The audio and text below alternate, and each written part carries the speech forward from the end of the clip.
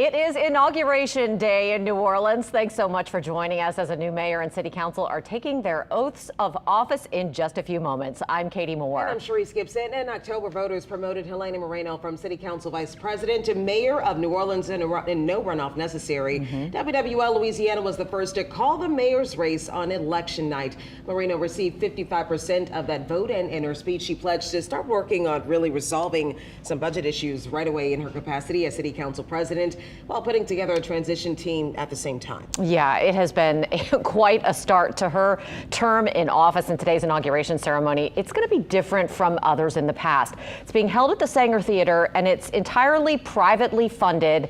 It's being live streamed by the transition team. That's the feed that you will be seeing today. Our cameras were not allowed inside the ceremony. Mareno's transition team says the goal is to ensure access for all residents. She has also held a festival for the public instead of a mayoral ball. Already starting things off very differently in her beginning of her term. Today's ceremony is starting with music as the incoming city council members are announced. They will take the oath of office prior to Mareno swearing in. Speakers include Gail Benson, as well as Michelle Miller and Brian Batt. Yeah, lots of dignitaries expected at this. Again, our cameras are not inside. Our reporters are just outside, so they will be watching that live feed and reporting on it for you. They'll additionally be reporting on all of those dignitaries who are working their way into the Sanger Theater this morning after a weekend full of events. Now, some of those got pushed to Sunday because of the weather that was inspected on Saturday. But after Mareno takes that oath of office, she's going to deliver her inaugural address. All right, after that inaugural address, we have our political analysts in studio, Silas Lee and Ed Sherbanek, talking a little bit more about what we can expect from the Mareno campaign and what we can expect throughout her tenure. So far, she's run a campaign where she easily won more than 50% of the vote. Many people said that she is going to be the change that they expect to see, especially walking away from such a ending of the tumultuous campaign, or tumultuous term rather, from the last mayor. Yeah, Mayor Cantrell, of course, leaving while under federal indictment. There has been a lot of controversy in her final time as mayor of the city of New Orleans. Many would speculate, including our political analysts, that that's one of the reasons that Mareno was able to secure that 55% of the vote in the primary, eliminating a runoff for this office. So I think she probably sees that as a mandate for her in office as she takes that oath this morning. Oh, we already know that she's going to have a lot in front of her, including the budget issues that the city is already facing, something that she's had to deal with in her last couple of months as council president, or city council president, if I'm not mistaken, not vice president, but as council president, dealing with the budget issues, going through a budget deficit, having to start her term by eliminating some jobs, laying some people off, and a promise already that'll pretty much set a precedent for her and making sure that the city's budget woes are fixed. Yeah, you know, I think one of the main things that we've heard from her leading up to this oath of office this morning is she's pledging transparency. She's pledging better communication with the public in essentially letting everyone know what's going on. I mean, I think that has been a big sticking point between the council and the administration during Cantrell's time in office, especially the last few months, is that they felt that there was little to no communication between the two, which led to some big surprises when they started to look at the city's coffers. Yeah, you know, when you think about that, though, Mareno has already been in office. She's been in City Hall, so she has an idea of what's happening inside the City Hall's doors, the corridors in that building, and so I think that she is a person that's going to be a consensus builder more than a disruptor at City Hall, a person who can really just go and reform the things that she's learned as council president. I think that she's going to do a pretty good job, but she's made some pretty lofty promises throughout her campaign. She has. You know, she has pledged that the city will experience those Super Bowl type services, meaning the accelerated timelines, the accelerated collaboration and working together on trying to get the city's most basic needs back up to a level that she feels that the citizens of New Orleans deserve and should demand. And so that's going to be a tall order, especially with such a significant budget hole that they've had to try and fill in the final days of her time on the city council. So it's really going to take some serious collaboration between not only the city council and the mayor, but all of these new department heads that she's going to be appointing. Many of them announced, late last week, including what I find interesting is Steve Nelson, who, was one of the heads of the Sewage and Water Board. He's going to be the director of public works, which is an interesting person to put in that position. And I think, in her mind, he's bringing that sewage and water board knowledge over to the public works side, which there's been a significant disconnect there in terms of drainage, in terms of how the city's water infrastructure works. And so I think that's going to be, a significant change as we see someone with that sewage and water board experience now heading up public works. Yeah, and right now, New Orleans voters are not very patient in regards to the things that they need in this city: infrastructure, energy sustainability. And I know that Helena Mareno has been highly critical throughout her term as council president against Entergy and the prices that people pay. We have covered some of those stories here, and your Down the Drain series, covering some of the things that people deal with when it comes to the cost of how much sewage and water board bills can be. They can go to an extreme almost. So I think this is at a pivotal time for New Orleans voters who are looking for something new. And my big question, and I can't wait till we can bring our analyst in a little bit later, but our big question here is, are people voting for Mareno because they are getting away from what they don't want, or what they didn't want, or did they want to vote for someone, excuse me, I'm producing my ear, they're voting for someone who they didn't want, or do they want to go through something new? I don't know. That's a great question. I mean, those are two very different ways that you can look at what this 55% of the vote means, you know? And so I think only time will tell, and only time will tell whether or not voters are happy with what they're seeing. You can see people there. This is a live picture from the Mareno administration in the Sanger Theater, where the crowd is starting to fill in. It is a ticket-only event. You have to have a ticket to get inside the theater this morning. It is not just open to the public at large. And so that is something that we have not seen in recent administrations. And so that's a bit of a change as well. But we have heard consistently since she has been elected this sort of catchphrase, all in for New Orleans, that she is all in. Her administration is all in. We've been seeing not only social media influencers speaking for the Mareno campaign using that same slogan, but we have heard that from her new staff members that have been put in place in the last couple of weeks as she's been setting up her cabinet. So that is what we're going to hear a lot of this morning, I think, as we start to hear Mareno take office at the Sanger Theater. It's different. I think a lot of times we've seen mayors at Gallier Hall take the oath of office. Yeah. And, so this is a deviation from that. And so I think it's new, just like the new administration. All right. I always think that I wonder if this is going to be just an indication of what type of mayor she plans to be, someone who is slightly different. And as we are speaking about this now, we're going to get some of our Ed Shervanek, Dr. Silas Lee joining us now in studio to talk a little bit more, bringing him in earlier versus later. I mean, a question for you, defining moments, for we already see that she's dealing with the budget issues so far, so this is her first kind of indication of what type of mayor she will be. What can we expect from her today? Well, she's going to lay out her agenda.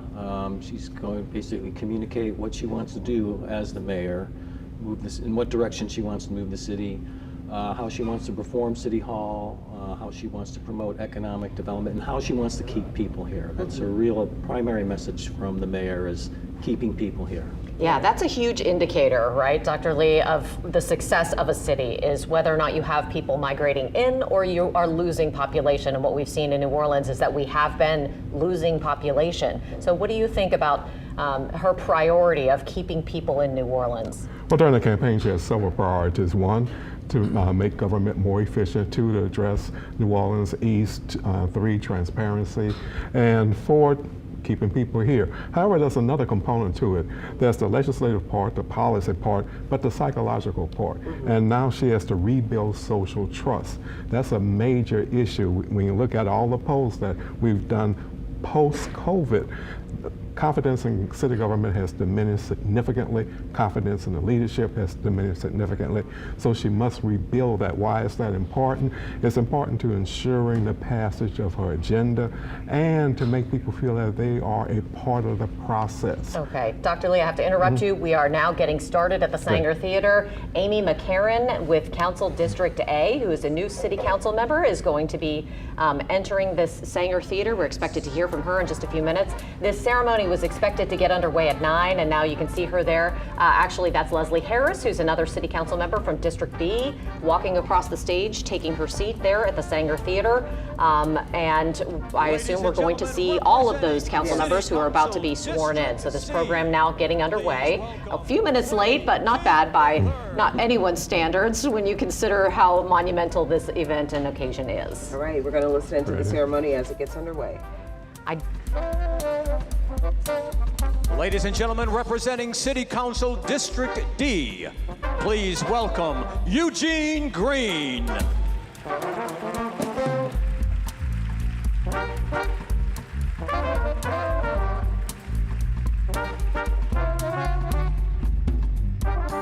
Ladies and gentlemen, representing City Council District E, please welcome Jason Hughes.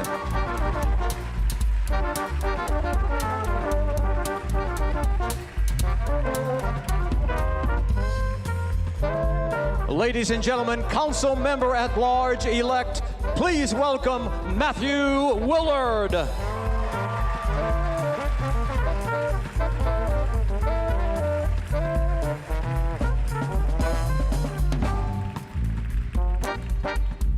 Ladies and gentlemen, Council Member at Large, please welcome J.P. Morrell.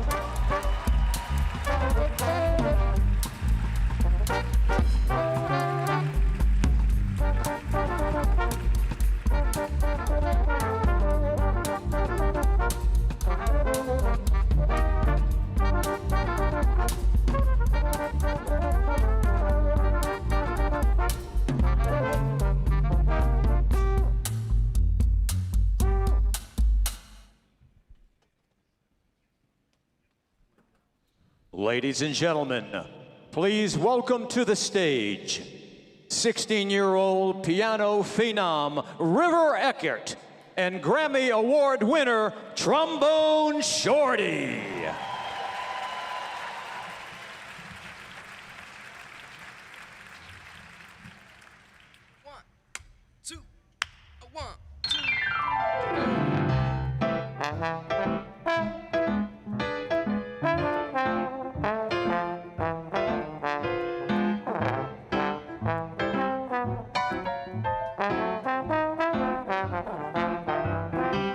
Grab your coat, get your hat, leave your worries at the doorstep.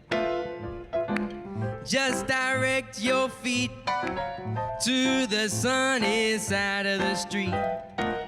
And can't you hear the pitter-patter? Oh, that happy tune is your step. Life could be so sweet on the sunny side of the street. I used to walk in the shed with those blues on parade.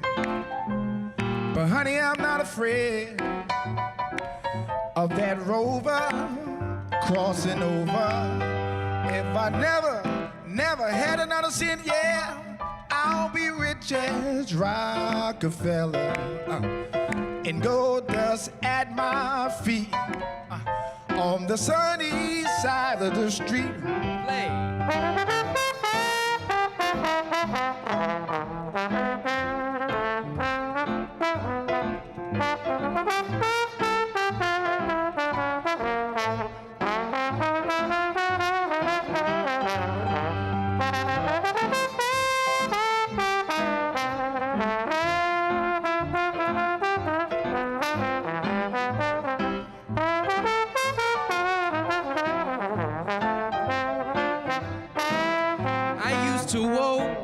In the shade with those blues, they was on parade.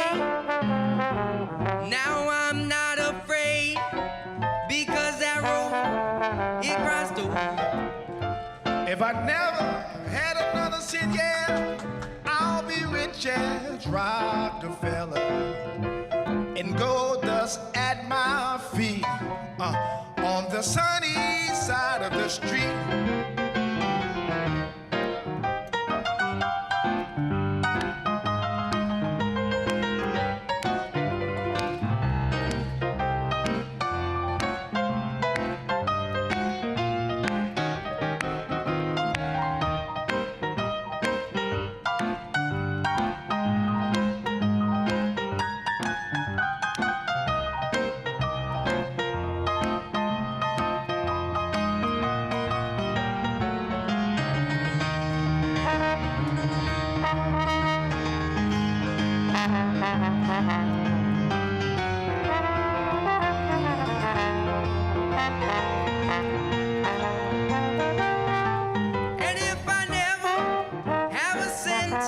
I just really wouldn't be so worried with the gold dust at my feet on the sunny side of the street, on the sunny side of the street, on the sunny side of the street, on the sunny side of the street, on the sunny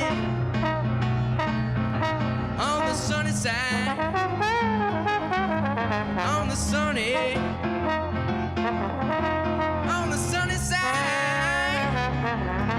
on the sunny side of the street.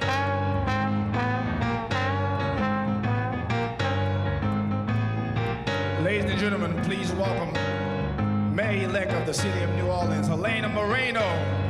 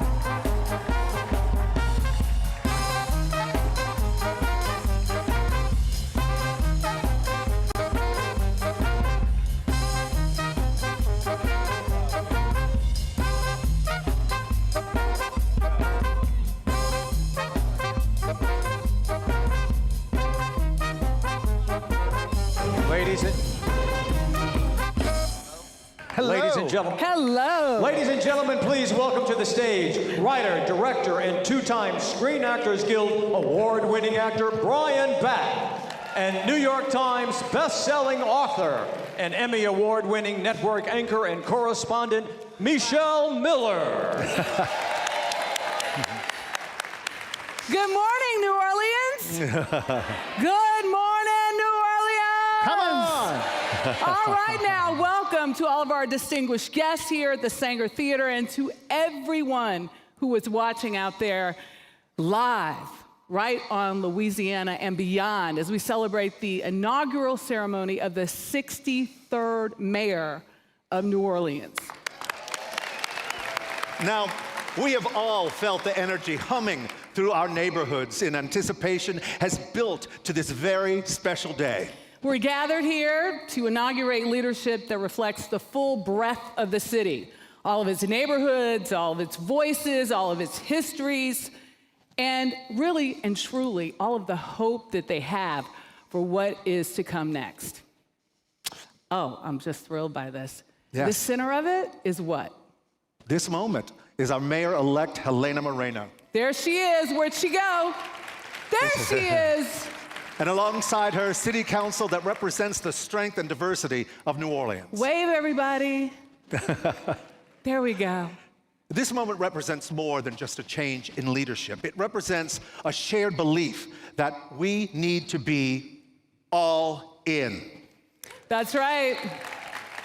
All in for New Orleans, all in for your community, all in for our youth, our future, all in for our culture. Yes, and now, please welcome a true ambassador of our culture, Grammy Award winner, singing sensation, and songwriter, the one and only Tank Ball. Woo-hoo!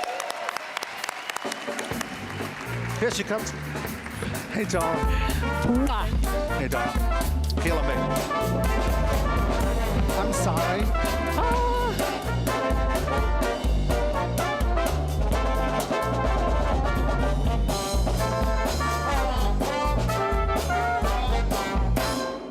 Good morning, my beloved New Orleans and my mama. Here in New Orleans, music is just something we add to celebration. It's not just about in commemoration.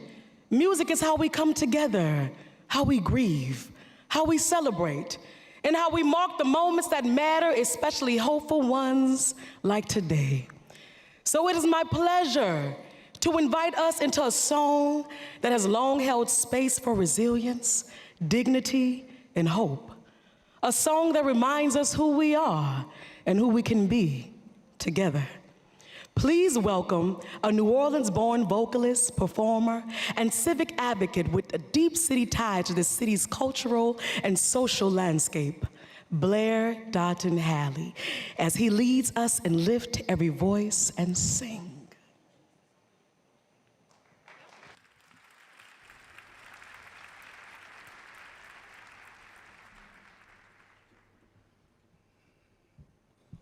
Please rise.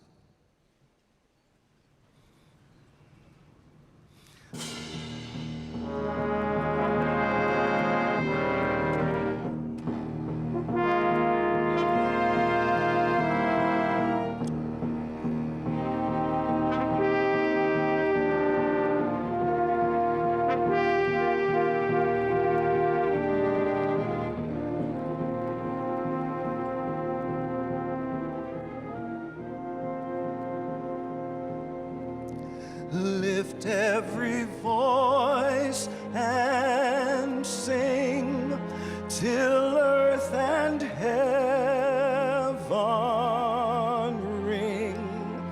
ring with the harmonies of liberty. Let our rejoicing rise high as the listening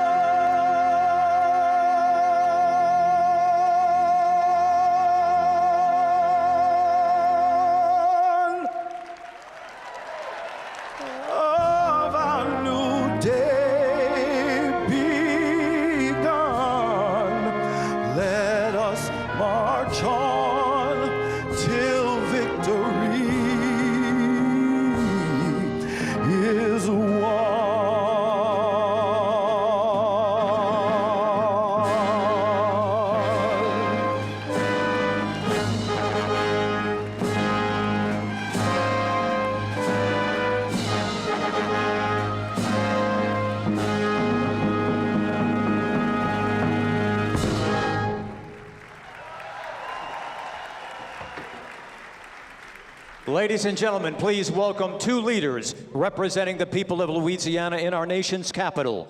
The Honorable Congressman Steve Scalise, Majority Leader of the United States House of Representatives, and the Honorable Congressman Troy A. Carter, Sr.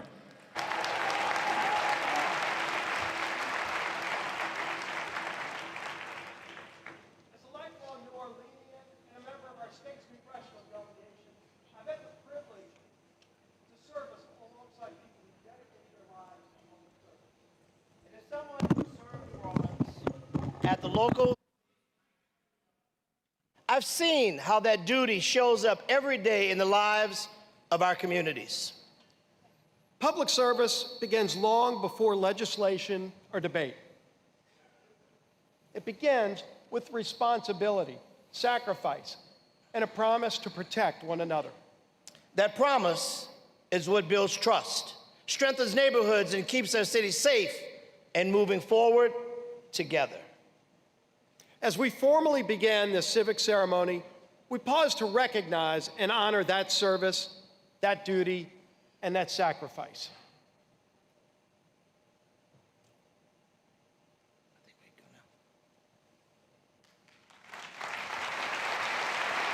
Ladies and gentlemen, please rise. Please welcome the Marine Forces Reserve Color Guard. We honor them for their service to this city and for their steadfast commitment to the safety of all our communities.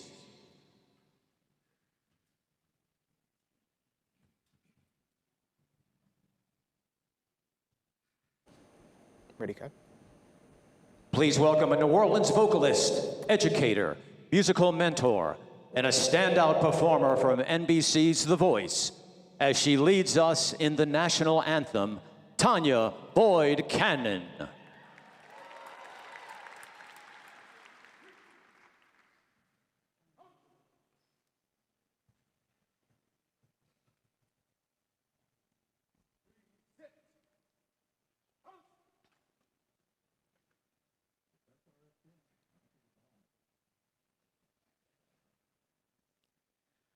Oh, say, can you see by the dawn's early light what so proudly we hailed at the twilight's last gleaming, whose broad stripes and bright stars through the perilous fight o'er the ramparts we watched were so gallantly streaming, and the rockets regular, the bombs bursting in air, yea, prove through the night that our flag was still there.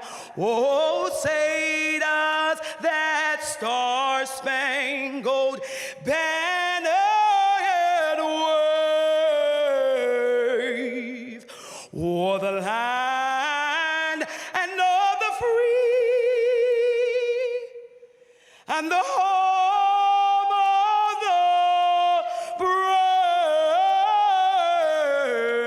the brave,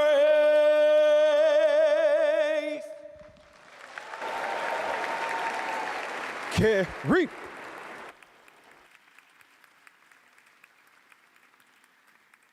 Sorry, we're having some traffic.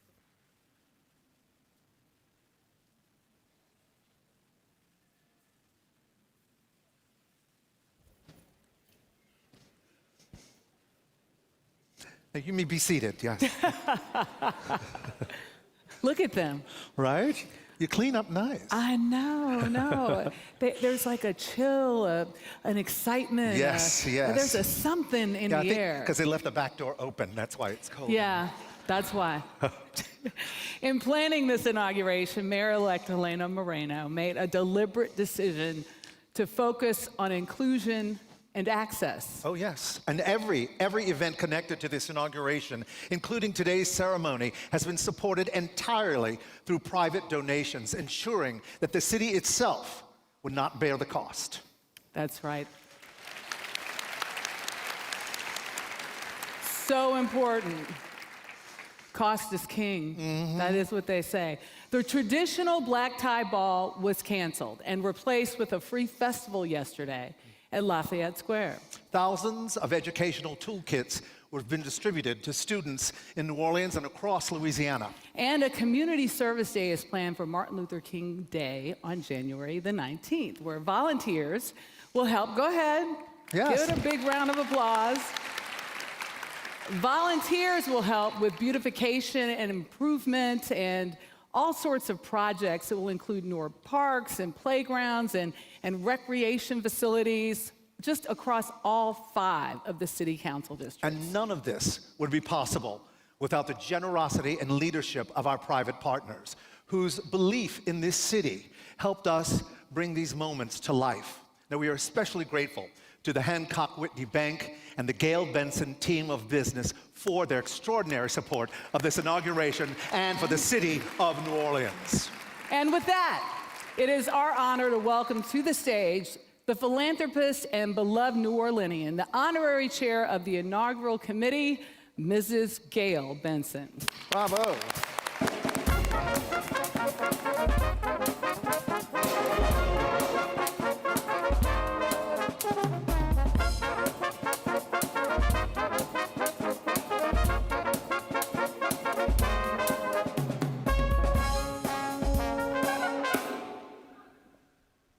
Good morning, everyone.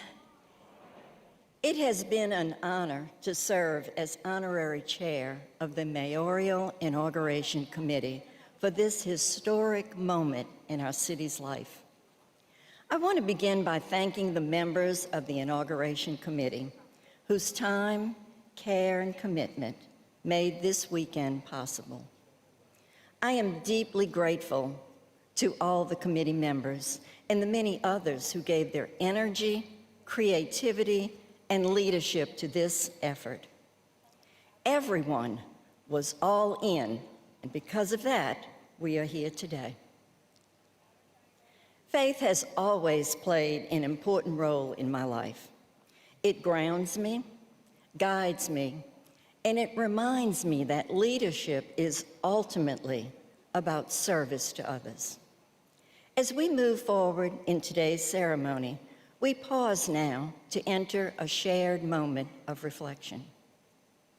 In a city defined by its diversity, it is fitting that this moment is guided by voices from many faith traditions. Each will offer a prayer in their own language and tradition, honoring the many cultures, histories, and beliefs that shape who we are. I invite you to join in this moment of unity, reflection, and shared hope as we welcome our interfaith leaders. Ladies and gentlemen, please welcome to the stage faith leaders from across the city of New Orleans.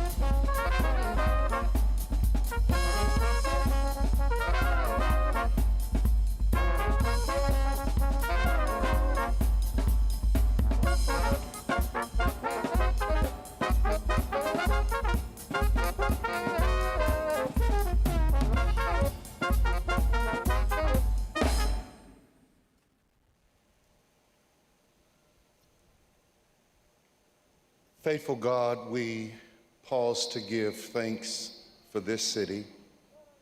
We pause to give thanks also for its people.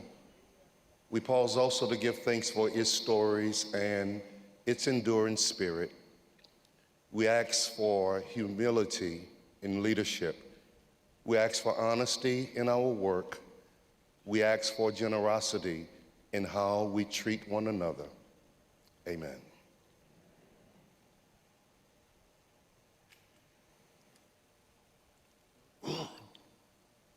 Bismillahirrahmanirrahim.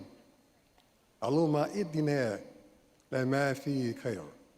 Wal qubulura muta'arifa wa muta'awan. Bakri lillah وده المدينة والاهته وأن من الذين يعملون للأرض والأرحام.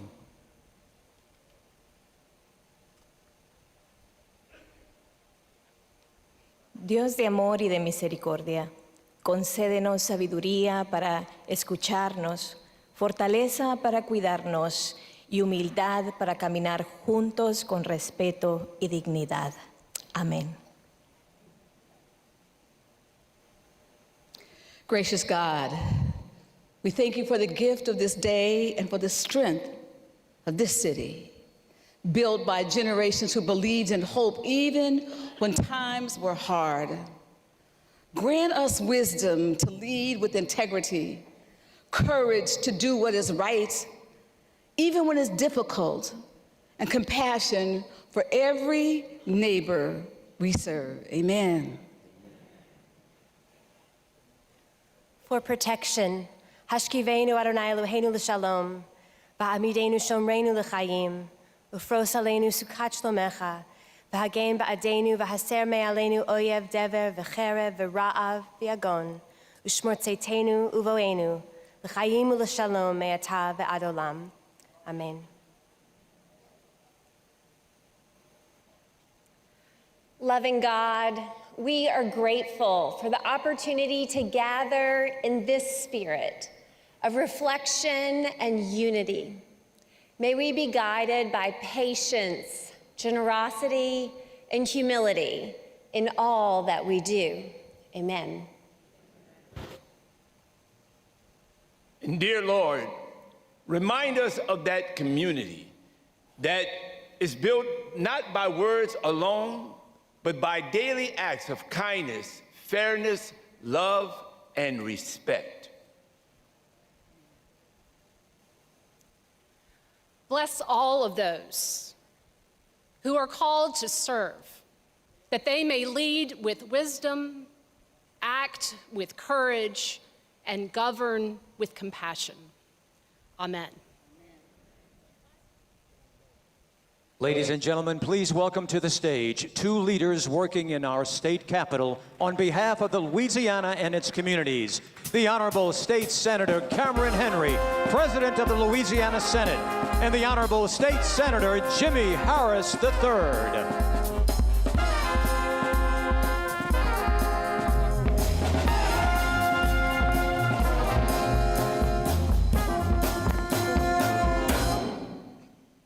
As legislators, we serve in Baton Rouge, but we work on behalf of every parish in Louisiana.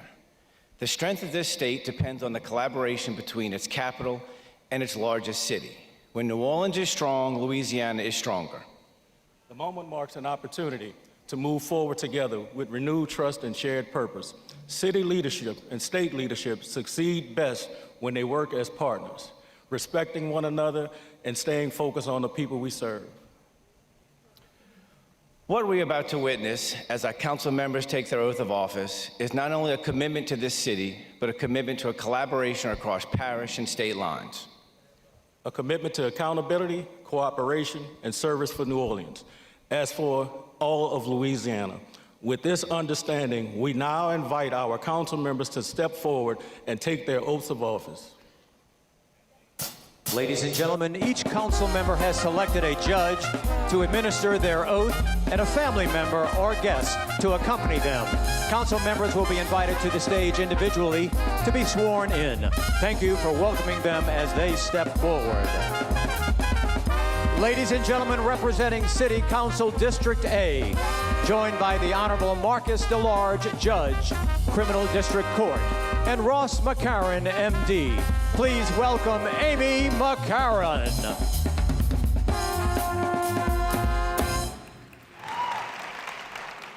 Please raise your right hand and repeat after me. I, Amy McCarron, do solemnly swear. I, Amy McCarron, do solemnly swear. That I will support the Constitution and laws of the United States. That I will support the Constitution and laws of the United States. And the Constitution and laws of this state. and the Constitution and laws of this state, and that I would faithfully and impartially and that I will faithfully and impartially discharge and perform all duties incumbent upon me discharge all duties incumbent upon me as council member District A as council member District A, according to the best of my ability and understanding. according to the best of my ability and understanding. So help me God. So help me God. Congratulations. Thank you. Ladies and gentlemen, representing City Council District B, joined by the Honorable Dana M. Douglas, Judge, United States Court of Appeals for the Fifth Circuit, and Jeff Bromberger, please welcome Leslie Harris.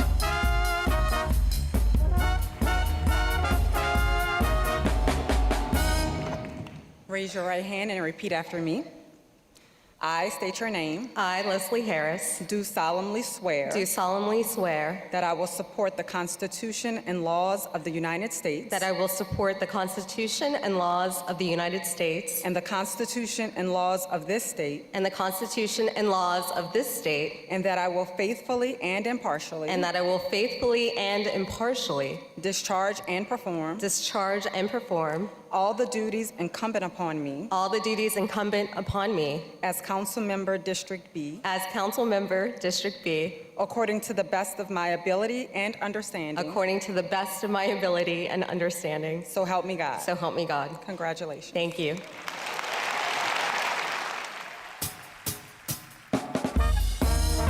Ladies and gentlemen, representing City Council District C, joined by his wife, Mrs. Cassandra King, and sworn in by the Honorable Mandy Campbell, Judge, Criminal District Court. Please welcome Freddie King III.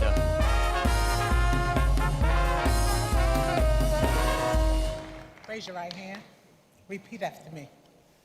I, Freddie King III, I, Freddie King III, do solemnly swear do solemnly swear that I will support the Constitution that I will support the Constitution and laws of the United States and laws of the United States and the Constitution and laws of this state, and the Constitution and laws of this state, and that I will faithfully and impartially and that I will faithfully and impartially discharge and perform all the duties incumbent upon me as all the duties incumbent upon me as council member of District C, council member of District C, according to the best of my ability according to the best of my ability and understanding. So help me God. So help me God. Congratulations. Thank you. Ladies and gentlemen, representing City Council District D, joined by the Honorable Piper Griffin, Associate Justice, Louisiana Supreme Court, and Jennifer F. Green, please welcome Eugene Green.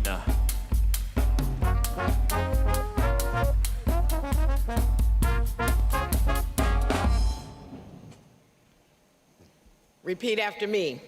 I, Eugene Green, I, Eugene Green, do solemnly swear do solemnly swear that I will support the Constitution and laws of the United States that I will support the Constitution and laws of the United States and the Constitution and laws of this state, and the Constitution and laws of this state, and that I will faithfully and impartially discharge and perform all the duties incumbent upon me as Councilman District D, according to the best of my ability and understanding. So help me God. So help me God. Congratulations. Thank you very much, Judge. Thank you very much. I appreciate it. Ladies and gentlemen, representing City Council District E, joined by the Honorable Nakisha Irvin Knott, Judge, Louisiana Fourth Circuit Court of Appeals, and his father, Marvin Hughes. Please welcome Jason Hughes.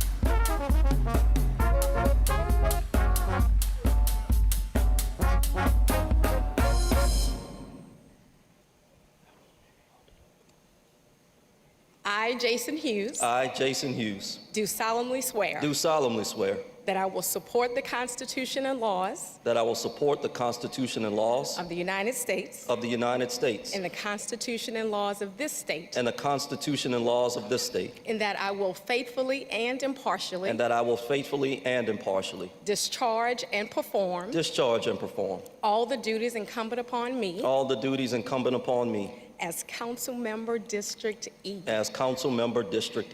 according to the best of my ability and understanding. So help me God. So help me God.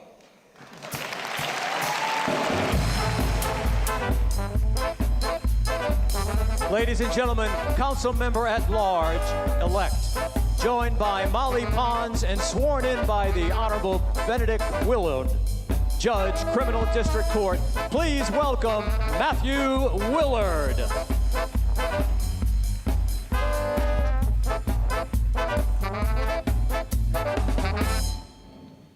I, Matthew Willard. I, Matthew Willard. Do solemnly swear. Do solemnly swear. That I will support the Constitution.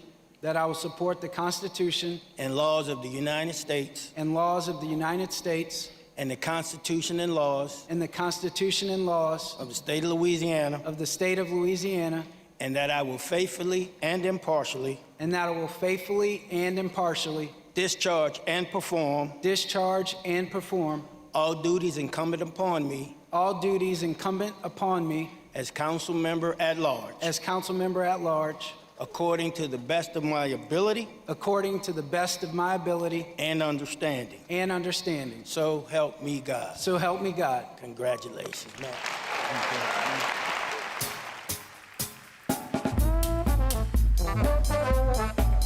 Ladies and gentlemen, for Council Member at Large, joined by the Honorable Kern Reese, Judge, Civil District Court, and Catherine Morell, please welcome J.P. Morell.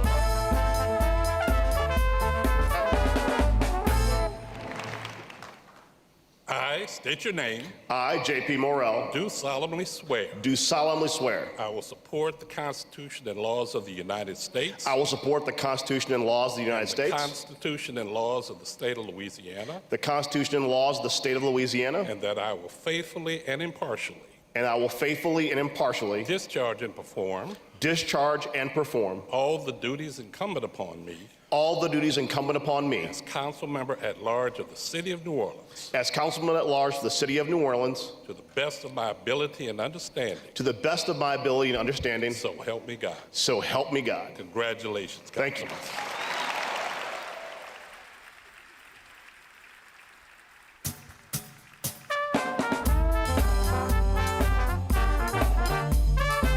Please join in congratulating your new City Council.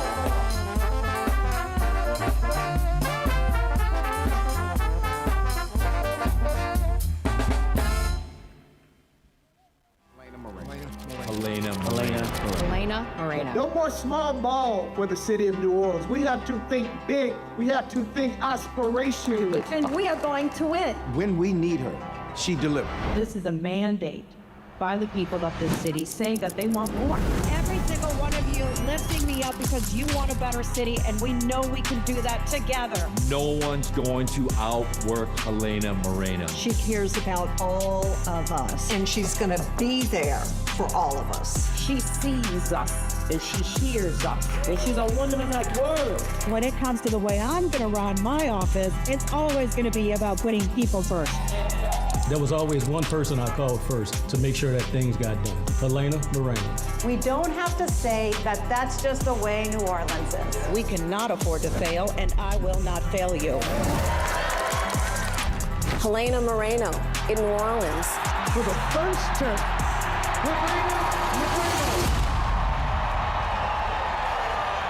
Ladies and gentlemen, please welcome a longtime friend of Mayor-elect Elena Mareno, a national leader whose career has broken barriers, the 49th Vice President of the United States, Kamala Harris.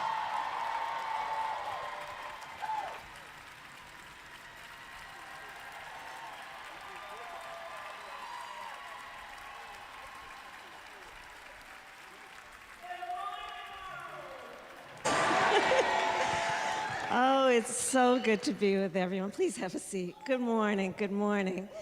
It is truly a joy to be back, and it is a profound honor to swear in a very extraordinary leader, a leader I know well, a public servant I admire, and a dear friend, Helena Mareno.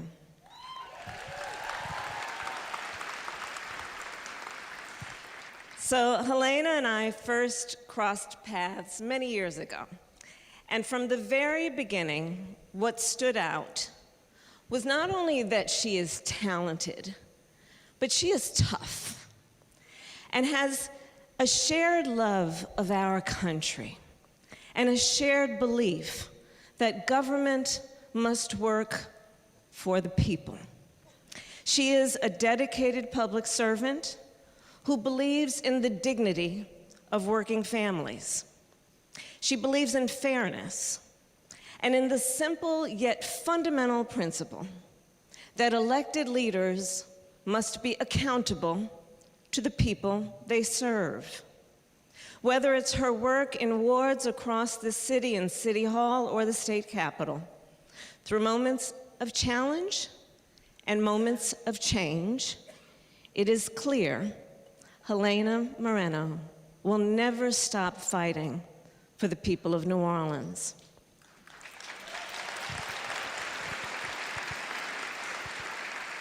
And as everyone here knows, New Orleans is an American city unlike any other.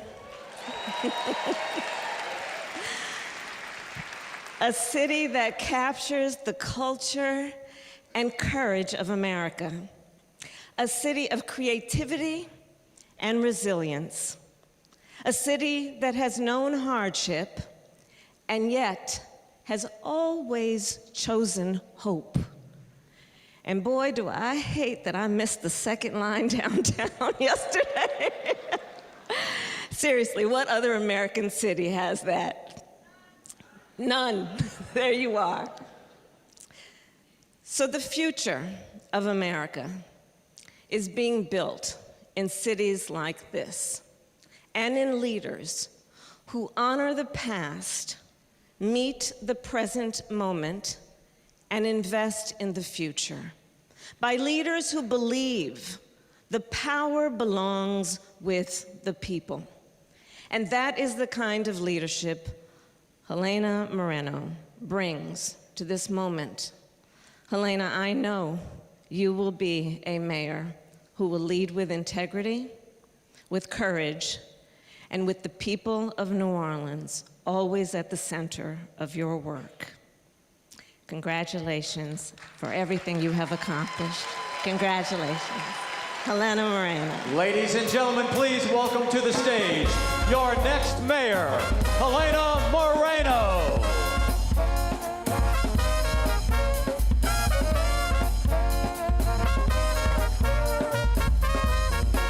Joining on stage for the administration of the oaths of office are the Honorable Desiree Charbonnet, the judge for the Louisiana's Fourth Circuit Court of Appeals, the Honorable Paula Brown, and the Associate Justice for Louisiana Supreme Court, the Honorable Piper Griffin, each bringing a lifetime of service and dedication to justice in our community. Also joining them on stage for this special moment is our next First Gentleman, Chris Meeks.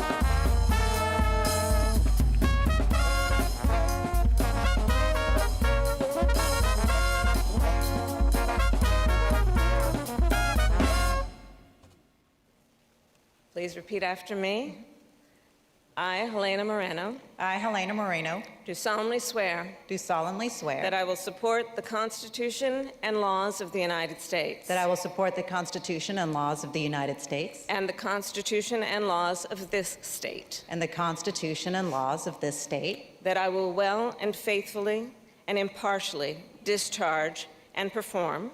That I will well and faithfully discharge and perform all the duties incumbent upon me as mayor of the city of New Orleans. As mayor of the city of New Orleans. according to the best of my ability and understanding. according to the best of my ability And understanding. and understanding. So help me God. So help me God. Congratulations. Thank you.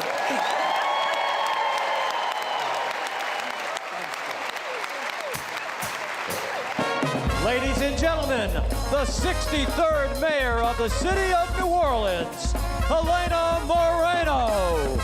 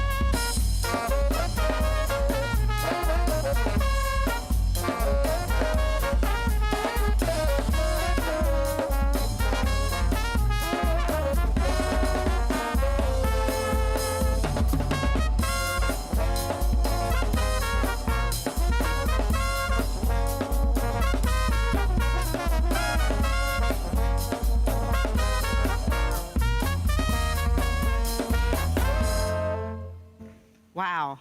Wow. Wow. Wow. Whew. I'm just in awe looking out into this crowd. I'm just filled with just such a sense of gratefulness and gratitude. And let me start by saying thank you to the Inauguration Committee, led by Mrs. Gail Benson. Thank you so much. What beautiful events you put together. And really beautiful events with my goal in mind, to make sure that everyone felt included and that we were celebrating what our city is about and celebrating our culture and our music. Just thank you for the level of time that it took to put all of this together. Mrs. Benson, Rico Alvendia, Sheila Burns, Jenny Hebe, Barry Kern, and Dottie Reese. I'll never forget all that you did for this. Thank you.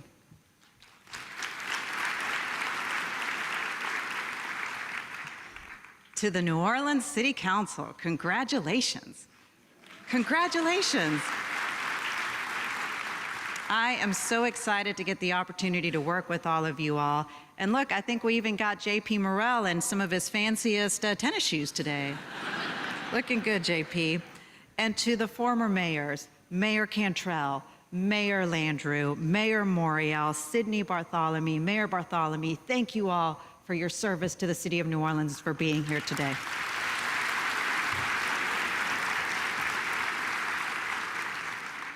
Today is really a great celebration of our city and the amazing people of New Orleans. It represents not only a new beginning, but more importantly, a new direction for New Orleans. And I'm honored to be standing here today, but also know this, that I don't stand here alone. So let me begin by saying, first and always, to God be the glory. None of this is possible without him, but I want to say this. In the days ahead, I ask that we also remember that everything is possible with him.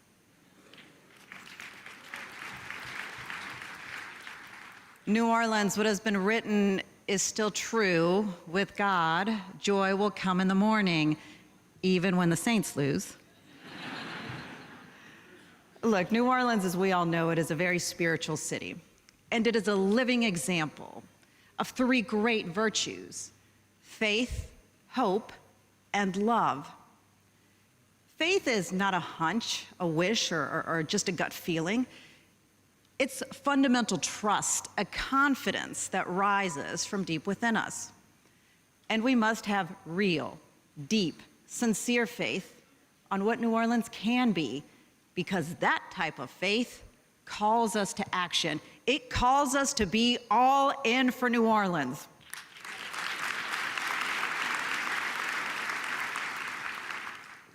And through our shared action of faith comes the virtue of hope. Hope is much more than optimism.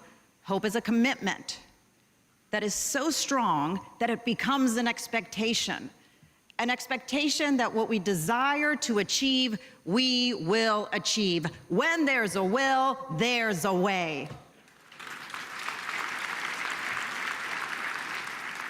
And we truly share faith in our city, if we do, and if we truly have that hope for its bright future, we will be united in that third defining virtue, love.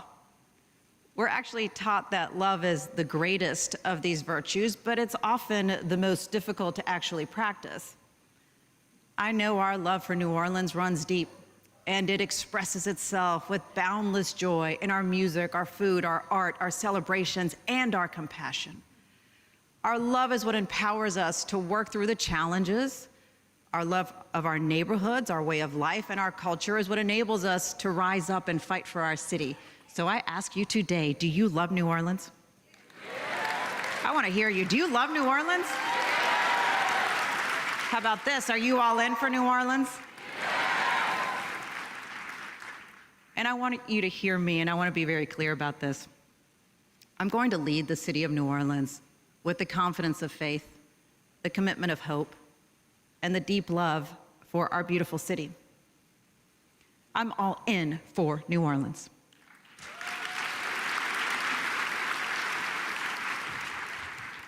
I stand here with all of you, with all of the wonderful people of this amazing city, and together we will build the city that lives in our hearts and in our dreams, and we're going to make it a reality. We know that things are not exactly where we want them to be today, and we know that it's not going to be easy to fix these things, but just because things are hard does not mean that they're impossible.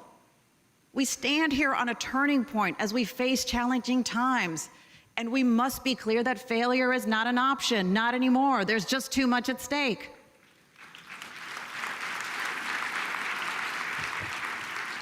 We can't keep doing things the same and expect a different result. It's time for a new direction for New Orleans, a new direction to realize the New Orleans that we all want, one that is rich with culture and also opportunity.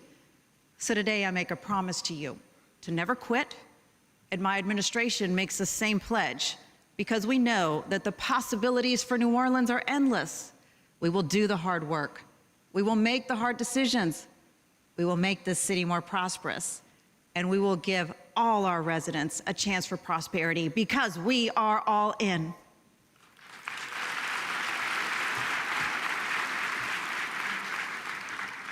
Look, bottom line, we've faced tough times before. We've faced more than 300 years of tough times.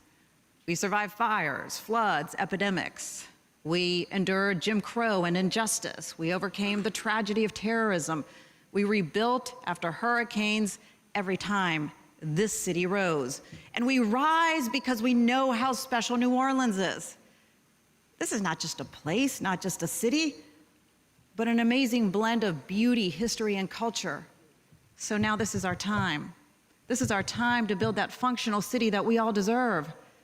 Together we will build a New Orleans that is safe, where we can drive down the street without busting up the car. Right, yeah.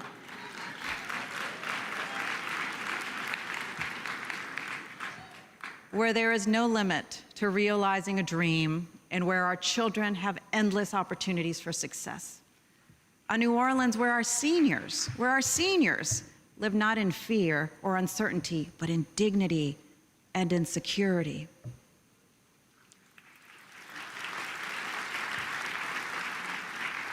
We want a New Orleans that works for everyone. And I want you to envision that New Orleans, because as of today, I'm telling you, we have the will, and we will find the way.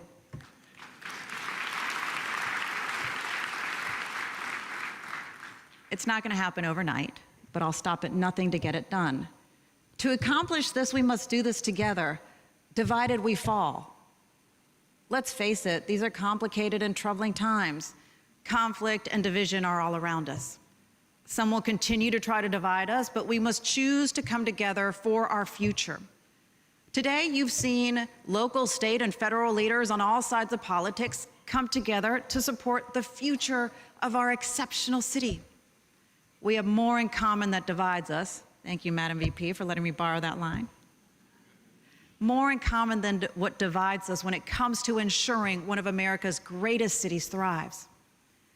In New Orleans, we embrace our diversity, our culture, traditions, and neighborhoods, from Algiers, all right, to New Orleans East. All of our neighborhoods are what make us so special. We celebrate that New Orleans is a welcoming city, one that is open-hearted, honors its roots, and embraces others. My very own story is proof of that.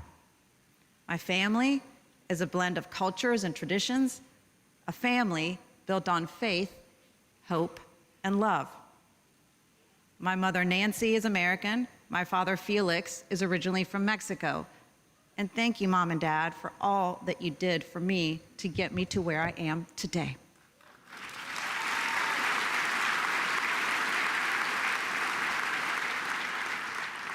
I was born more than 1,000 miles from here in a city called Jalapa in the state of Veracruz in the country of Mexico. Thank you. Y sí hablo español. When I was in elementary school, my family moved to Texas. And 25 years ago, as a young journalist, New Orleans welcomed me with open arms. I fell in love with New Orleans and chose New Orleans as my forever home. After Hurricane Katrina, when so many were forced to leave, I made a promise to fight for New Orleans. That promise led me to my path in public service, starting with the Louisiana legislature, then on to the city council, and now by the will of the people to this very moment. Every step of this path was guided by faith, hope, and love. I know that as your mayor, I'll certainly be scrutinized, and my success will be measured by outcomes. But let me be clear, the biggest outcome that matters to me is ensuring that you can always call New Orleans home, and for those who have moved away, to see that now is the opportunity to come on back.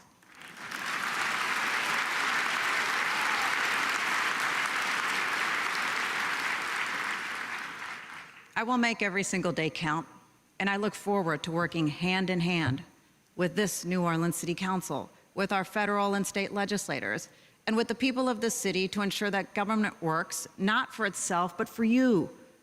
I ran for this job because I believe in what New Orleans can be. I want to thank my husband, Chris, and my family for being all in, as they too believe in a brighter future and are on this journey with me to make New Orleans a better place. Thank you, my love. Thank you, Chris.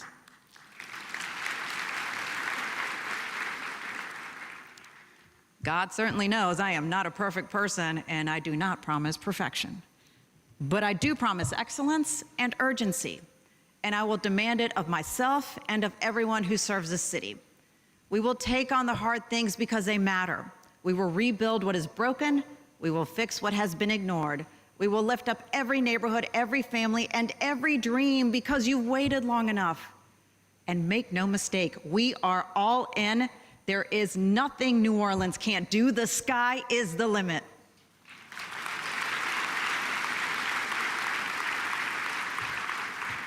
Together, we will build the city our children deserve, the city that you have earned, and together we can move in a new direction for our future. And never forget this, that our strength, and let's even call it our superpower as a city, is our shared faith, our shared hope, and our shared love. They bind us to one another and to this incredible place that we call home. So with the confidence of faith, the commitment of hope, our shared love for our city and one another, I make this solemn promise to you: I am all in for New Orleans. So are you with me? Are you all in? Are you all in? New Orleans, I love you. God bless the wonderful city of New Orleans, the greatest city in this country. I'm just saying, and I know I'm right on that one. God bless you. Thank you.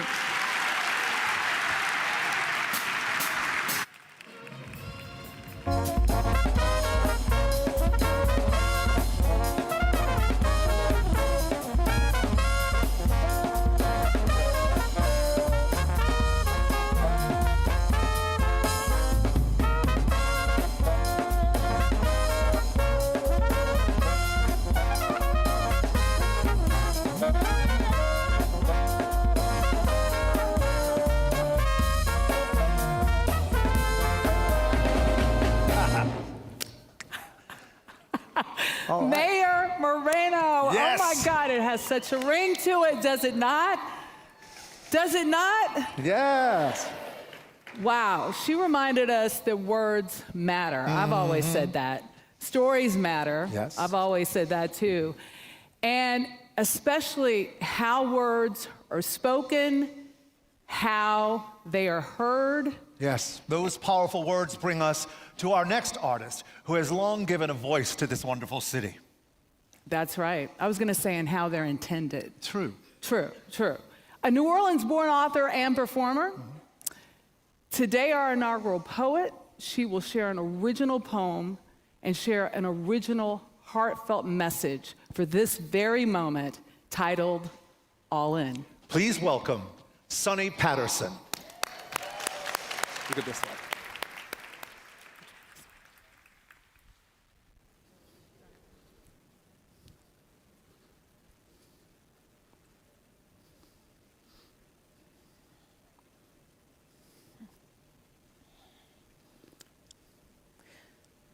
Standing at the precipice of a new beginning and feeling the weight of the time, a time that calls for the courageous ones. And I'm reminded of the etymology of the word courage, because to have courage is to have heart. The heart to position ourselves in the politics of partnership, in the belief in the divine possibility that we can truly embody the change and the peace we want to see in this city and in this world. We're talking love in action. This is beyond banners. This is beyond borders. This is all in for collective heart.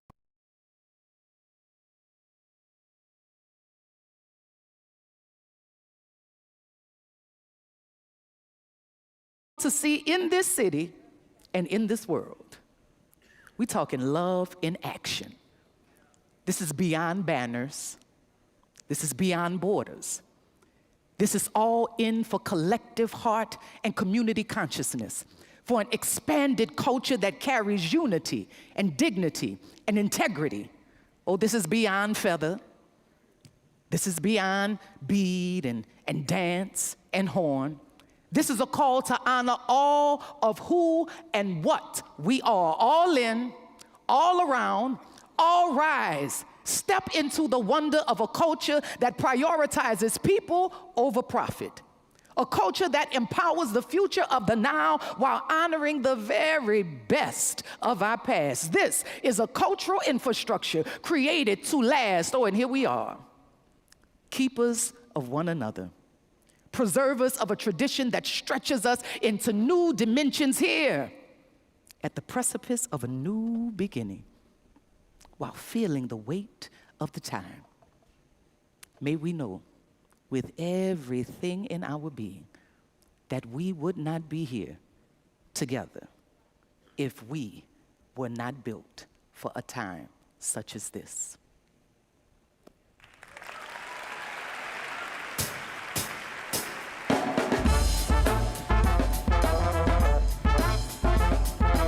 Ladies and gentlemen, please welcome two generations of culinary artists whose work has helped keep the culture of New Orleans alive and strong.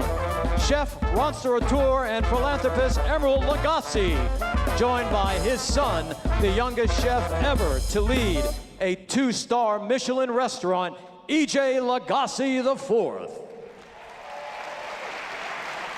Good morning, New Orleans. And of course, congratulations to Mayor Mareno. You know, my son and I make art with food, but in this city, we've always been inspired by another art form we love just as much. Music. Because here, music isn't background, it's culture. It's just one of the many ways that we express ourselves. I've always believed that because, you know, before I was a chef, I was a drummer. And just like a great dish, great music is about collaboration. Different voices coming together. Which is exactly what you're about to hear right now. A world premiere collaboration written for this moment, for this inauguration. So please welcome back to the stage, the Soul Rebels. Accompanied by singer and songwriter Dawn Richard and Grammy Award-winning choir, the New Orleans Gospel Soul Children. Performing their brand new song, All In.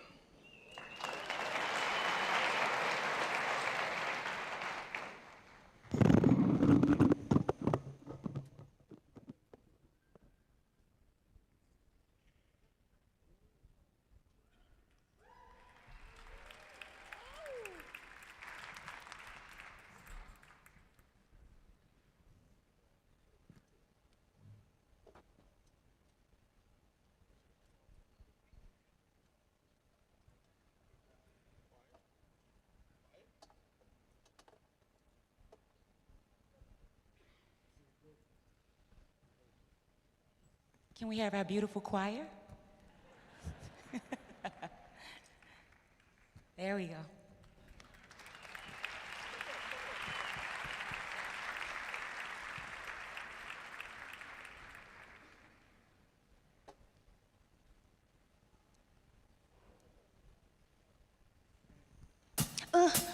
We all in.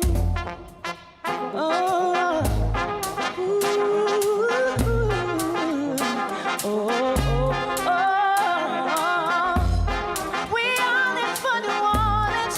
I'ma say it loud. We all in for community. We gon' work it out. We all in for the culture. We all in for the future. New Orleans, that's how it is now. We all in for our youth. New Orleans, this is a brand new day. It's our time to celebrate. From the east to west bank, watch us how we elevate. We all in got something to prove. Can't hold us back, we coming. We all in, our culture is proof. Do it together, we rise. We have the power to create. We are the reasons that we great. We dancing through the struggling. Watch us make a way. I don't know what you came to do, but we came to make a change. I don't know what you came to do, but we gon' make a way. Yeah. New Orleans is our way. We all in. Yeah. New Orleans. We all in. We all in. For the future. New Orleans, we all in. We all in New Orleans. Breaking through the love rain. Bit by the bit, get together, we gon' make it rubbing. No matter we gon' sublimate. We pushing through the struggling. Watch us how we calibrate. Watch us make a way. We are the heartbeat of this place. Can't hold us back, we coming. We the soul, our culture is proof. Can't hold us back, we coming. New Orleans, we are struggle away. Gonna do the elevate. I don't know, we'll never wait. To know this, we gon' make a way today. We all in New Orleans. Man, New Orleans, we gon' stand 10 toes down on business today. We all in. Come on, band. We all in, yeah, yeah. We all in New Orleans. We all in New Orleans. We all in New Orleans. We all in New Orleans. We all in.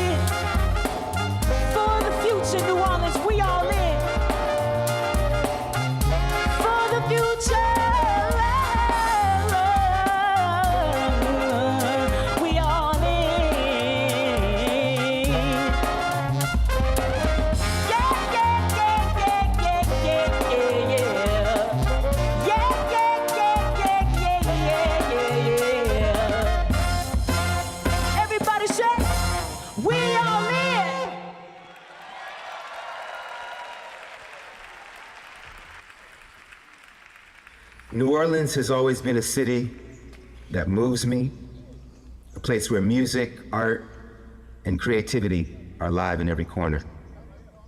This city knows how to feel, how to create, and how to come together, even in the hardest of times. Let love rule. I wrote Let Love Rule over 30 years ago as a reminder to myself and anyone listening that love is most important and bigger than fear, bigger than pride, bigger than division. We've got to let love rule. Being all in means showing up fully for the people, for the work, and for what truly matters. Helena, I know that you're all in for New Orleans, and I'm in with you. All in with you. Love. Ladies and gentlemen, please welcome to the stage the Grammy Award-winning Louisiana Philharmonic Orchestra. And please welcome back to the stage Tanya Boyd Cannon and Trombone Shorty.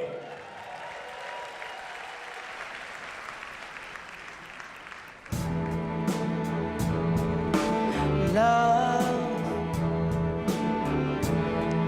is gentle as a rose, and love can conquer any war.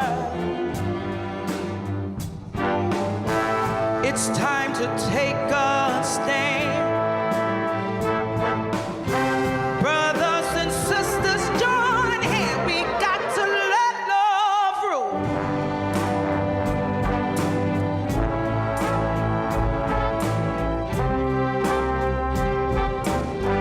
We've got to let love rule.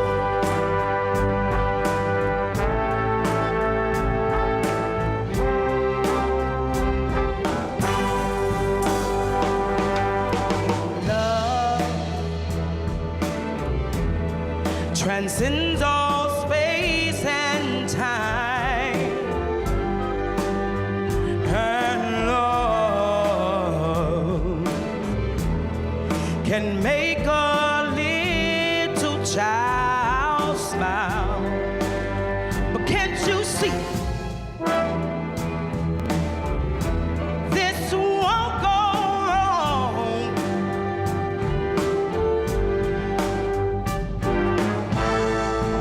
We got to be strong. We can't do it alone. We got to let love rule. Love.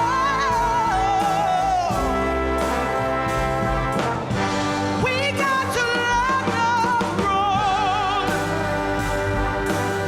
My brother, Grammy Award-winning trombone shorty, come on, brother.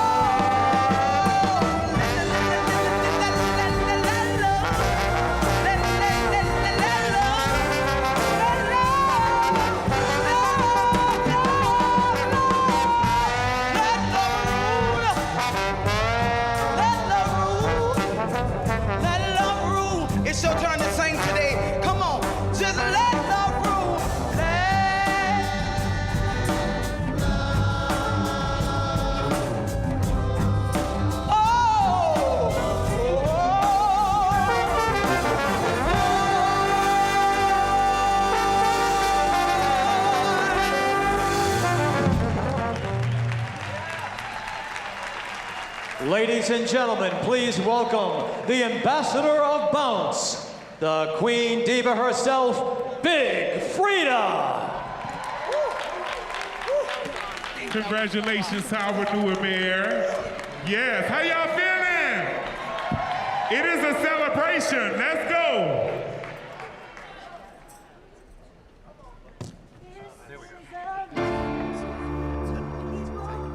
Say what? Come on. To the music, the time is, let's go. This is our celebration. I say, oh, I did the work for all this elevation. Put in time and give me flowers for my dedication. Every day I had to fight. Cause all we got in this life. Been working, finding my purpose. Told all my soul for a purchase. Deep down I know I'm not perfect. Lord knows I've been a good servant. Now I lay me down to see. Pray the Lord my soul to keep. Thank you for the air I breathe. Protect me from my enemies. To the people. Hey, hey, hey, hey. Northwest, east, and south. Let's go. You're a Let's sing to the music. Celebration. I say, oh, I did the work for all this elevation. Put in time and give me flowers for my dedication. Every day I had to fight. Let's celebrate cause all we got is this life. Oh, oh, oh, oh. Let's celebrate cause all we got is this life. Oh, oh, oh, oh. Let's celebrate cause all we got is this life. Amazing grace, how sweet the sound that saved the wretch like me. I sense the time I crossed the line, he said it blessing me. I can feel these blessings coming raining down. Every day I wake up, make my mama proud. Grateful every day cause I don't go without. I'm grateful, woke up, I'm so thankful. Celebration. I said, oh, I did the work for all this elevation. Put in time and give me flowers for my dedication. Every day I had to fight. Let's celebrate cause all we got is this life. Oh, oh, oh, oh. Let's celebrate cause all we got is this life. Oh, oh, oh, oh. Let's celebrate cause all we got is this life. Killer.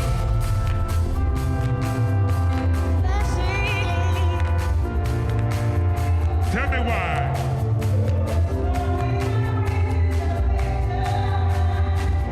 What it is?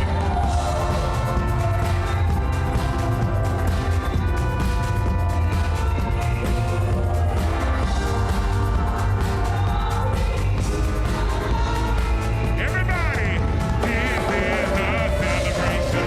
I say, oh, I did the work for all this elevation. Put in time and give me flowers for my dedication. Every day I had to fight. Let's celebrate cause all we got is this life. Oh, oh, oh, oh. Let's celebrate cause all we got is this life. Oh, oh, oh, oh. Let's celebrate cause all we got is this life. The Soul Rebels, y'all. Make some noise, New Orleans! Mayor Mareno, would you please join me?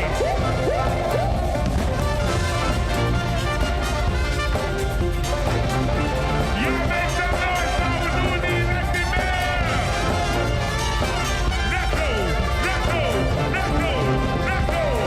This is our celebration. I say, oh, I did the work for all this elevation.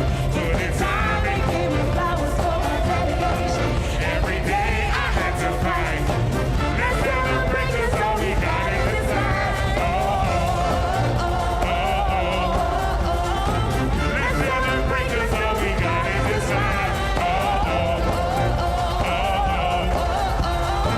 Let's celebrate cause all we got is this life. Oh, oh.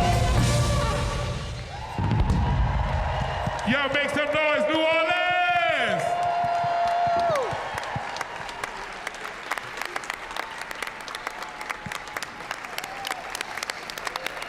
Thank Thank you to everyone watching here in New Orleans and across Louisiana and wherever you are. Congratulations, 63rd Mayor of New Orleans. Yes. Helena Mareno, and congratulations to the City Council. We so appreciate you. All together now. We're all in. Woo! Thank you. Thanks.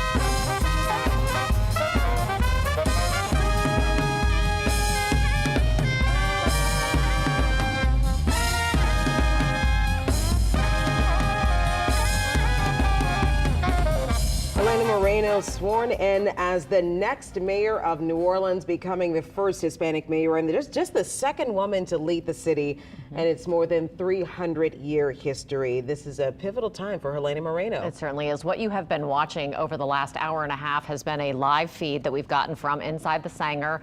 The committee to elect Helena Mareno put this event on the transition committee. Our Paul Murphy is actually inside the Sanger, so he will give us a firsthand account of what was going on inside the theater as we were watching that production unfold. Certainly a production. Certainly was. It was what you would expect from a television anchor, a former television anchor who's now the mayor, is to have a TV production and an event for her swearing in. So we're, of course, here joined by Dr. Silas Lee, political sociologist. What's your title from? Sociologist. Yes. Okay, I thought I got it right. Yeah. And Ed Shervanack from Tulane, who's a political analyst and expert. Political scientist. Political scientist and expert. Yes. Well, you know what? We talk about this being a production. I think one of the big things, and there were some rumors that this was happening. Former Vice President Kamala Harris swearing in Helena Mareno. And of course, two of the things that we noticed as we were all watching this and adding our own little commentary behind the scenes is she showing that she wants to be a mayor for all. It seems like diversity was at the forefront, having all of the different pastors and faith leaders from different faiths speaking their native tongue, having the Black National Anthem and the National Anthem come up, and of course having both sides, Steve Scalise, Troy Henry, on stage together as well. And she's already shown that she can pretty much work on both sides of the aisle and get things done. What your feedback on what she had to say today and her speech? Well, in terms of the presentation, first, this is reset. Right. And with reset, she wants to recalibrate the psychology and the psyche of the citizens and the mood of the citizens right here. Now the hard work begins in terms of governing the city with severe challenges, but at the same time, she has this window of opportunity to, one, show that she can get it done, communicate. That's what voters want right now. They want a level of communication and transparency, and to feel that government is listening to them and will respond effectively. So that is something that we saw today. Celebratory action was very good, but now we get to the hard work. The hard part. Yes. Ed, your take on it? Yes. I mean, there's a general sense of optimism going into the inauguration, and I think she's trying to boost that sense of optimism, all right, moving forward, and that this is a reset. This is going to be a completely different administration than the previous one. You know, that she's going to get things done, she's going to use her managerial skills, and she wants to get people involved in the community. You know, not just be all in for the Mareno administration, but to be in for the city, to form groups, to join groups, to get involved in civic engagement and civil society. Because government can't solve all these problems. Society has to do so. And we do this through these voluntary organizations. So I think one of the subtexts, I think, of her message is that we need people to get involved in their community to deal with, you know, senior services, to deal with homelessness, to deal with, you know, hunger and food insecurity. Now, when we talk about Kamala Harris and her role in this swearing in today, you know, as you mentioned, we all kind of speculated that this was going to happen, and that's exactly what we saw. She was the one who swore Helena Mareno in. Obviously, having the former Vice President of the United States swearing you into office elevates this whole situation to a national scale. And how important is that when we look at economic development and how essential that economic development is for moving the city forward? What do you think about, you know, this being the first step? It's one of the first of many steps. When you look at urban city mayors today in big cities, it's a very difficult job. And in reality, they become crisis managers with limited resources but a lot of demands. And they are international in the sense that whoever thought New Orleans would have to deal with a terrorist attack as well as immigration and other issues. So it reflects the need for the mayor to be socially and politically and intellectually someone that is flexible, that can display the dexterity to communicate to citizens in a times of challenge that this is what we're going to do. Citizens have felt like they were in the wilderness, in a maze to a large degree, wondering what is next. And what's ironic, we live in this multimedia society where people have access to information, but they need direction. And as a journalist, former journalist, she recognizes how to communicate effectively in less than 30 seconds and help people gain and restore that confidence and trust that many people felt has left. Both here and nationally. I mean, you know, she's not just speaking to the citizens of New Orleans today, she's speaking to a wider audience by having these national figures here. Steve Scalise, Kamala Harris. You know, of course, we also had Troy Henry here, who's current member of Congress. We had Cedric Richmond at her swearing in. You know, lots of notable people. You know, Ed, what do you think about that? And the fact that this is a cities are service providers, you know, whether it's picking up trash, providing public safety, educating children, that takes resources. And cities serve very diverse ethnic groups who have a lot of competing demands. And cities are in competition with other cities, you know, in terms of getting these resources from the state and from the federal government. So it helps us, you know, in terms of her building a relationship with state leaders, her building and having relationships with federal officials as well, because we need those resources, we need those dollars to flow into the city so that the city can provide these services and move forward. I think in having those resources and those connections at a national level and at a state level can be beneficial, but ultimately you are serving the people of New Orleans, and the people of New Orleans, to our knowledge and from our polls that we've taken, polls that you've taken as well, citizens are frustrated locally here. They're frustrated with the economy, the infrastructure. People are leaving the city in droves. We're seeing the population start to drop, and they want to see better opportunity, better jobs, and better access to things for everyone. So political obstacles for Mareno as she begins her term. What is she's inheriting on day one? What do you think some of those obstacles are going to be? We know one of them being the budget issues and the budget crisis that she's starting to handle when she was city council president. Well, naturally, the budget is a major issue, and we live in this environment right now where national resources are not as plentiful and available to local communities as they were in the past. So that is going to be an issue. Trying to restore confidence that citizens should maintain a level of not just confidence, but investment and stay in the city. That is something that she must nurture and demonstrate through action and policies that things will change. This is not going to happen overnight. This has been percolating for the past 20 years or more. And what we see right now is that residents feel that they want something done quickly, and that is going to be a critical aspect of how she communicates a vision, a timetable, and what the desired outcomes will be.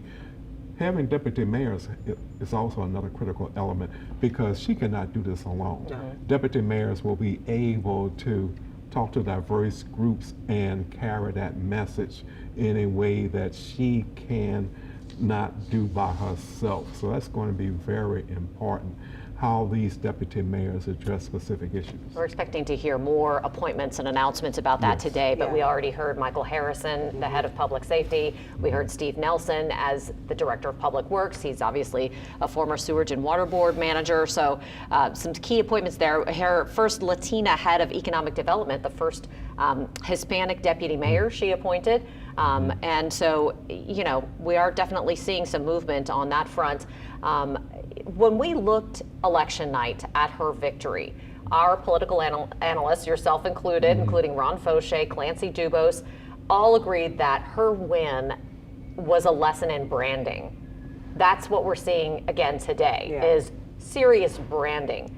The work behind the scenes, however, has to support that. Do you think that we're in a position now, both of you, that that work behind the scenes can successfully meet the brand that she's establishing? It depends on how it is going to be implemented. It is something that you have to achieve some micro successes and ultimately build up to something bigger. And we live in what we call a VUCA society. VUCA, volatile, uncertain, complex, and ambiguous.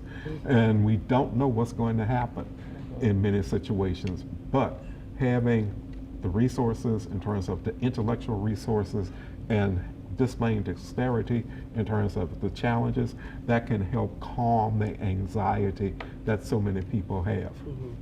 Well, you know, in our work, we showed her brand as being the change candidate, that that's what people were looking for. And so can she basically change City Hall, change the culture of City Hall, get beyond the dysfunction of City Hall, to get so that people can go there confidently, go to safety and permits, get the business license and the occupational license they need to build businesses and to create revenue for the city. So it's going to take time. I mean, turning a city around is like turning an aircraft carrier. You're not going to do it overnight. Now, she probably has about 3 to 6 months of a honeymoon period where she will get the benefit of the doubt. People will extend goodwill to her.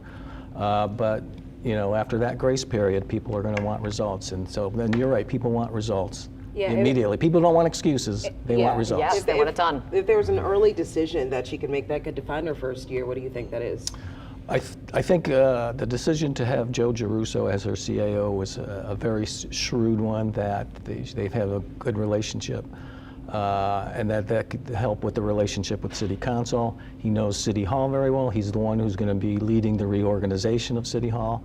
So I think, you know, that decision I think is a very good one, because he brings a lot of institutional memory and knowledge to the job. You know, you mentioned branding. I'm reminded of something from the '92 presidential campaign, and after Bill Clinton got elected, we did a series of focus groups, and one of those groups, the respondents mentioned, no one hears our pain. And you heard Clinton starting to repeat that. And this is what you see with Mayor Mareno. She has reassured voters, I hear and feel your anxiety. That first set of ads where Super Bowl services, that resonated with voters, and that helped elevate her support. And that's what she will have to do here. Communicate and build this trust that we have a plan and a strategy that will take time, but communication will be critical, and having those micro successes. Keep in mind, we have 5 separate cities in this community. Each council district represents a different constituency and different needs, but it is manageable. Now, one of the biggest hurdles that she may have to overcome is who is in charge at the top of both the state and the United States government, Jeff Landry and Donald Trump.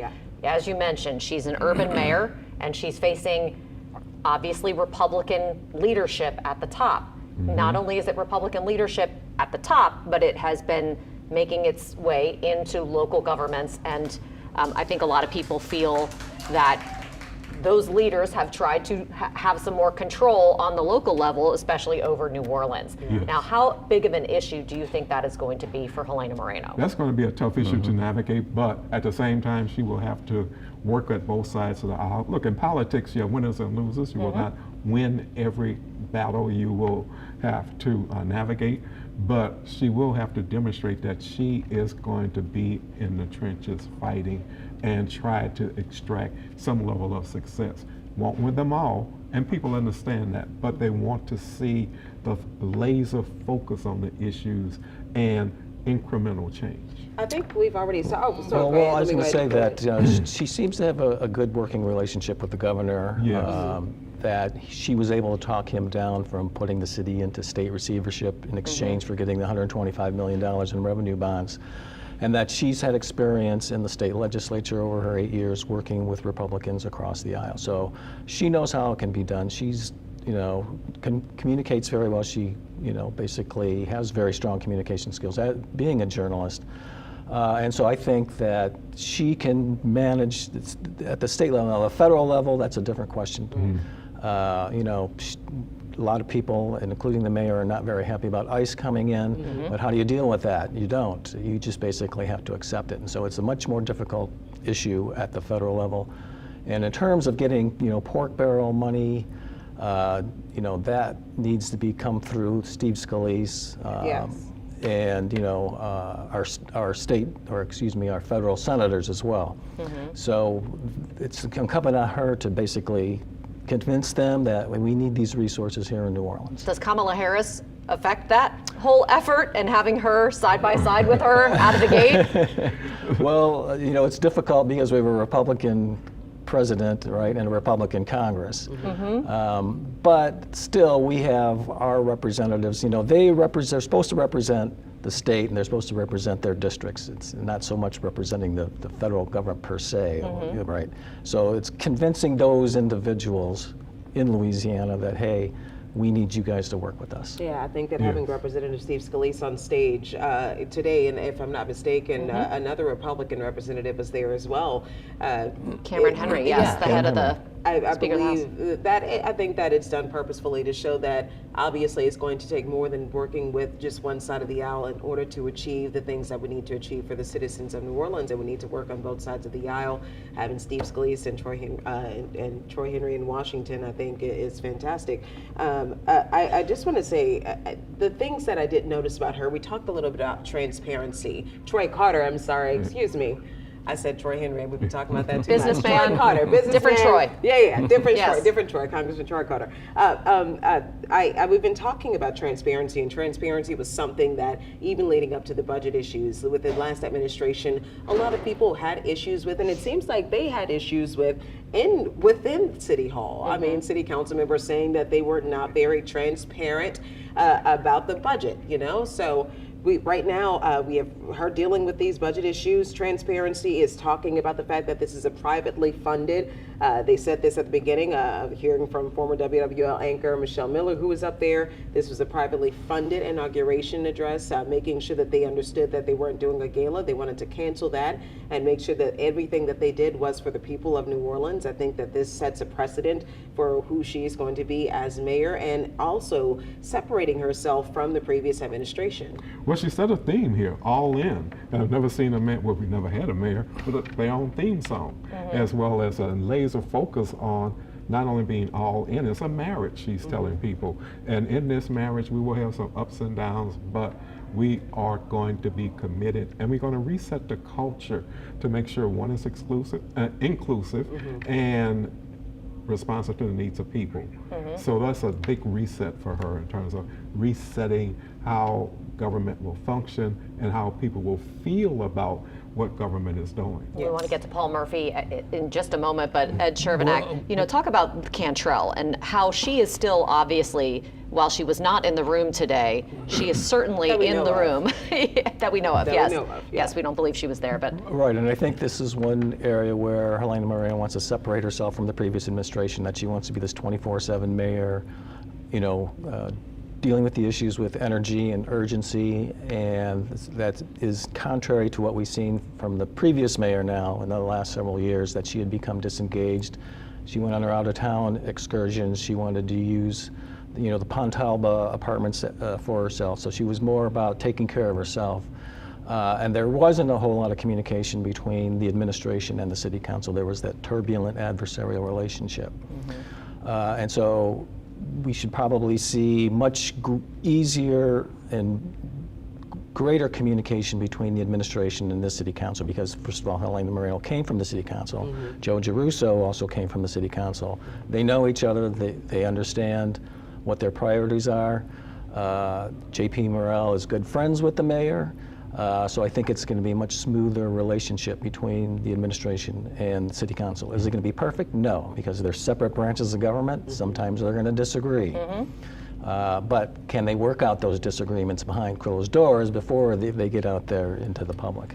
I mean, if any indication, the last ways that the city council has voted and come together, I don't know if this was just an opposition of the Cantrell administration or if they just felt like they needed to work to get things done. I mean, I feel like they're in a good place. All right, we're going to go to Paul Murphy now, who was inside of the Sanger as this historical inauguration was taking place. Paul, feelings inside of there now? It seems like things have quieted down a bit. I'll tell you, it was a show certainly befitting of this grand Sanger Theater in downtown New Orleans. I felt like it was part Broadway production, part revival, part swearing-in ceremony. Major guests here, you mentioned Kamala Harris, the Soul Rebels, Brian Batt, Michelle Miller, and others that took the stage here to participate in this ceremony. And the whole theme of today's swearing in, as you've mentioned, was all in. Helena Mareno mentioned that a number of times during her speech. She said, she's all in. Are you all in? And she is certainly going to need a lot of help to move this city forward. Going into office day one, she faces a $220 million budget deficit, which is forcing layoffs, furloughs, and spending cuts. Then there's also the lingering, languishing problems in New Orleans with the infrastructure, public works projects, and others. Just today, this morning, we learned that Helena Mareno was able to convince a bright general superintendent from the Sewage and Water Board to come on board as the head of public works.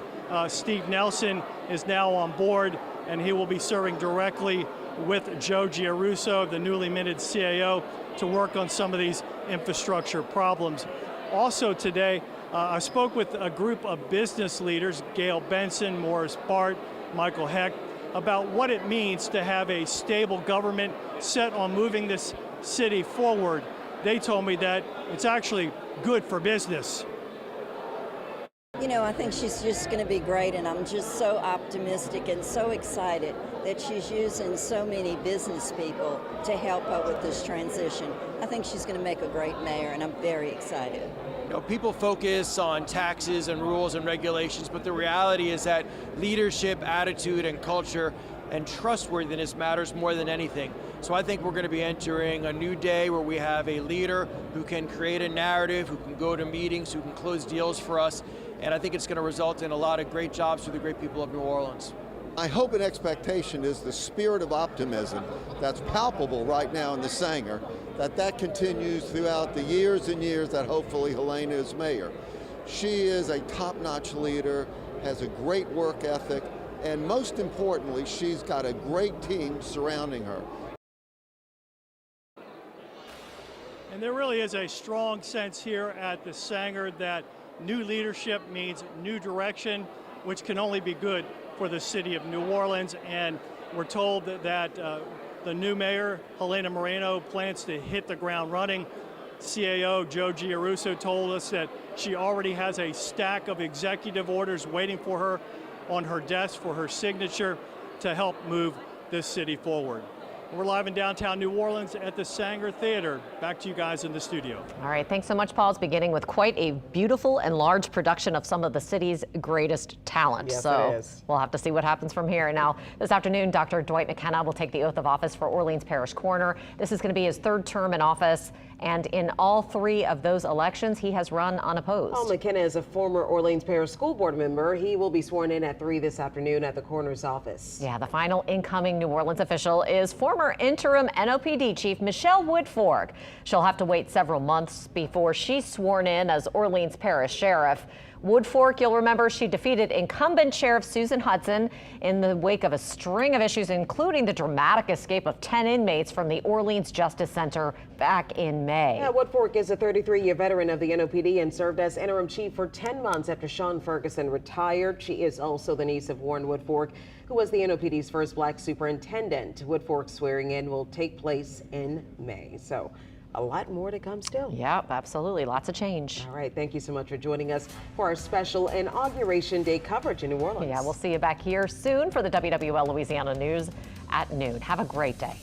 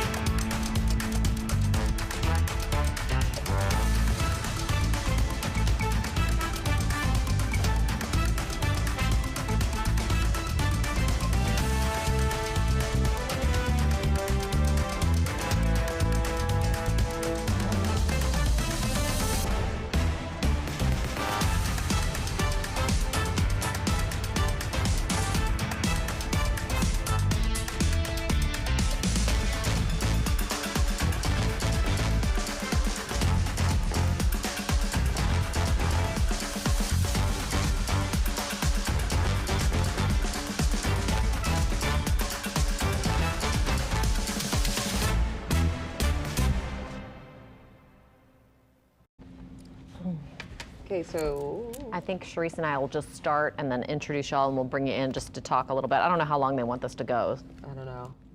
Ian, do you know? Does anyone know?